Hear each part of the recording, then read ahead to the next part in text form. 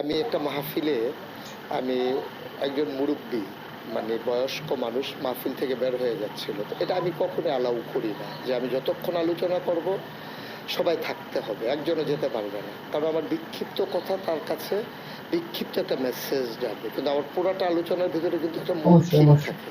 তো সে যদি অর্ধেক শুনে চলে যায় তাহলে তো সে আমার মূল থিমটা পেল না।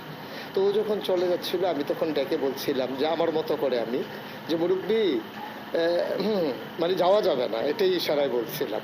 তো এটাই ভাবে যে আপনার ছেলেরা এইভাবে নেবে এটাই বুঝি নাই।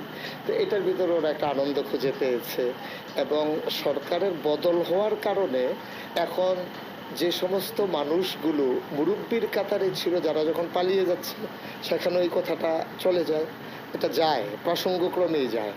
এবং আমি একটা কথা বলেছিলাম যে